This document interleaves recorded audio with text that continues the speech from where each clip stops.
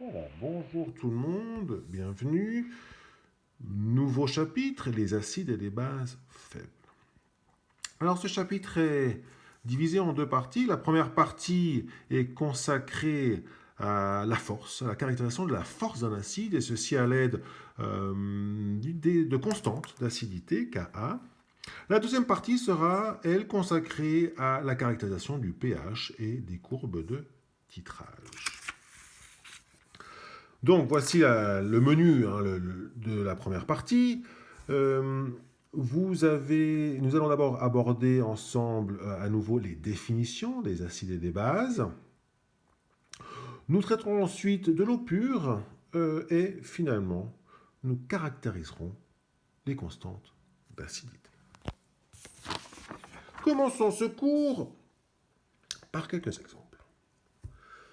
La première ligne ici est consacrée à ce qu'on appelle l'acide formique. L'acide formique a comme formule semi-développée HCOOH. Voici la formule développée de l'acide formique HCOOH. Alors, vous voyez ici que j'ai mentionné une charge partielle. Alors, pas toutes les charges partielles, je n'ai pas fait l'analyse totale de la molécule.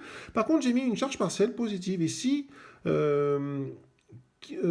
Indicative que la liaison covalente OH ici est polarisée. Alors, on pourrait imaginer que le O soit delta moins ou 2 delta moins.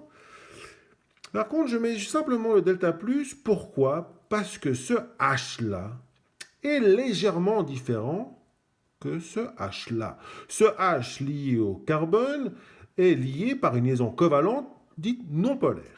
La liaison OH, elle, est polarisée. Et ce que ça amène, en fin de compte, cette approche, c'est de se dire, ben, tiens, le H ici, voit, donc le noyau du H est un proton, P+. Ce P+, voit son électron légèrement délocalisé vers l'oxygène. Et donc ce P+, n'est pas si bien arrimé que ça à l'ensemble de la molécule. Et c'est ce qu'on appelle un H acide. Prenons le cas de l'acide acétique. L'acide acétique de formule semi-développée CH3COOH, CH2,3CH3COOH, eh bien cette molécule-là a 1, 2, 3, 4 H, mais qu'un seul, qui est en delta+. Et ce H-là s'avère être un H acide, c'est-à-dire que le proton, là, le P+, qui est ici, encore arrimé à la molécule par son électron, partagé, formant une liaison covalente avec l'électron de l'oxygène ici, et bien ce P+, pourrait se trouver être plus stable sur une autre molécule, et ceci ferait en sorte que, enfin, ceci aboutirait à la formation de cette structure anionique, chargée négativement, parce que l'électron de l'hydrogène resterait sur cette structure-là, et le P+, le H+, lui, irait ailleurs. Alors, prenons le cas maintenant de l'acide carbonique, H2CO3, CO, COH, COH. Nous constatons qu'il y a deux hydrogènes qui pourraient, c'est ce qu'on appelle, subir une protolyse. Et donc on appelle ce genre de molécules des acides diprotiques. L'acide phosphorique que nous retrouvons dans le coca, lui, a comme formule développée PO, POH, POH, POH. Et voici un, deux, trois hydrogènes qui pourraient se séparer de la structure en laissant leur électron et donc aboutir après les trois protolyses, à ce qu'on appelle l'anion phosphate PO4 3-. Voici l'acide sulfurique, COH, sulfure, donc SOH, SOH, SO. Alors, pour votre information, ceci est donc une flèche qui caractérise ce qu'on appelle une liaison dative. C'est un moyen de représenter ces liaisons. Donc l'acide sulfurique, ici, a lui un et deux hydrogènes protolysables, de lise coupée, hein, protolysables, sur sa structure. L'aspirine, maintenant, alors l'aspirine a comme nom l'acide acétylsalicylique. Alors, voici le groupe acétyl, voici la structure acétylsalicylique, et là, vous avez un groupe qu'on appelle le groupe organique acide. L'acide organique, COOH. Et si vous analysez des hydrogènes, eh bien cet hydrogène-là est partiellement positif et il pourrait trouver stabilité ailleurs que sur ces structures-là. Abordons maintenant deux bases.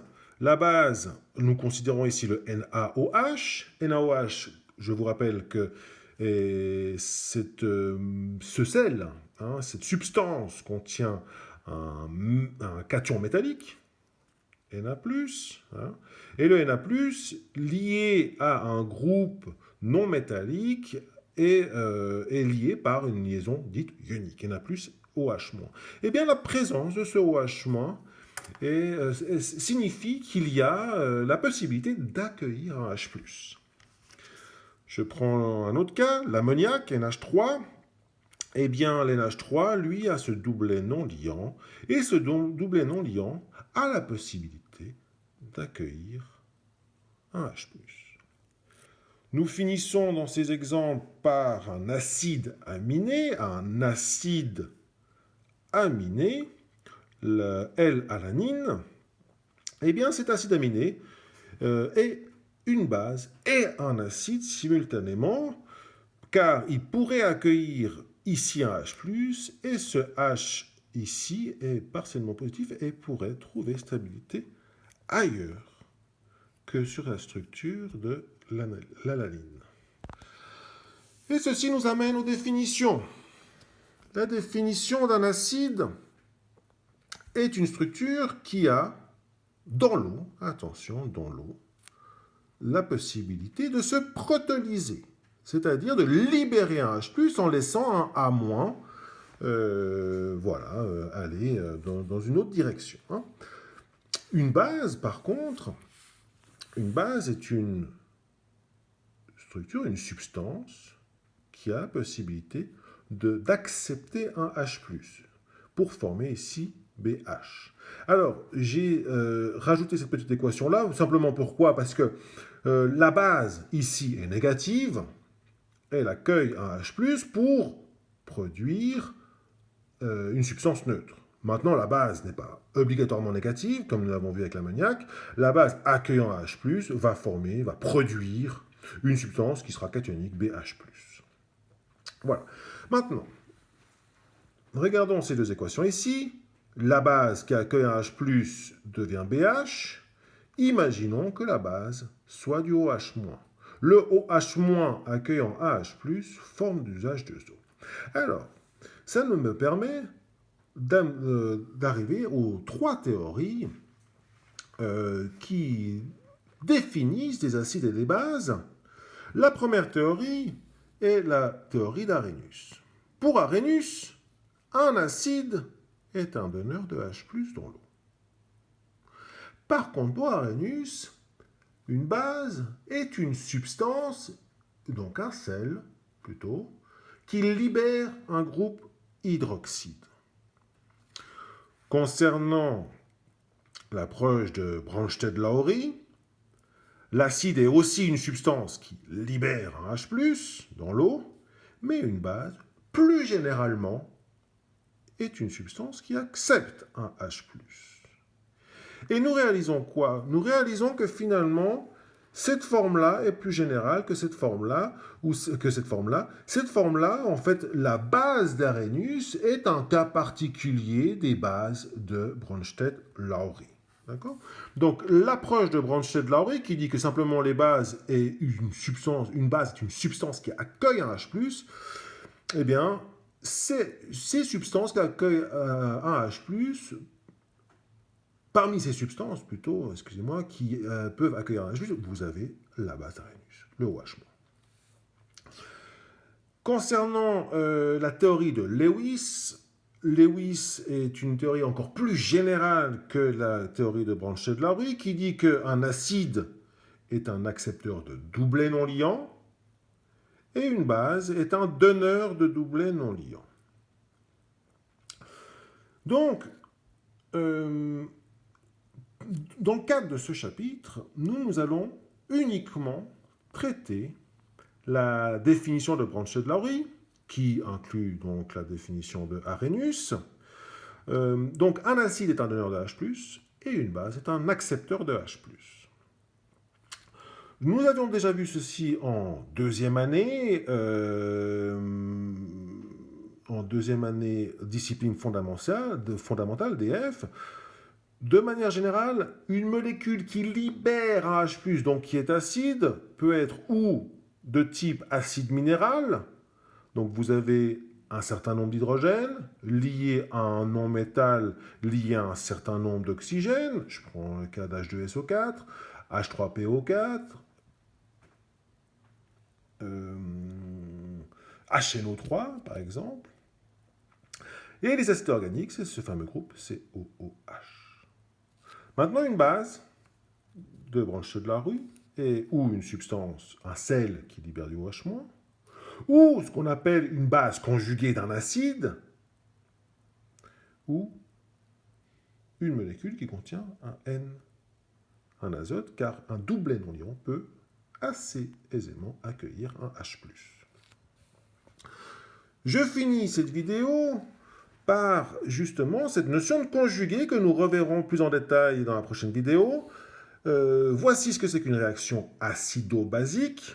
Une réaction acido-basique, donc, est une réaction entre un acide et une base. Une substance qui libère un H+, c'est une substance qui accepte un H+. Alors, maintenant, si une substance AH libère un H+, nous comprenons bien que cette substance, en ayant perdu ce H+, en ayant subi une protolyse, se transforme en A-. Et A- a la forme d'une base. Et donc, A- sera appelée la base conjuguée de l'acide AH. La base conjuguée de l'acide AH. Maintenant, la base B-, elle qui accepte un H+, va se transformer en BH. Et le BH, ayant un H+, ayant un hydrogène supplémentaire, pourrait leur perdre. Et donc se transforme en acide conjugué de la base B-. Donc voici, je reviens ici, les bases de Brandtschedd-Lowry sont ou des substances contenant des OH-, des anions hydroxydes, ou sont des bases conjuguées d'acides, ou des molécules qui contiennent des N avec un doublet non liant. Voici.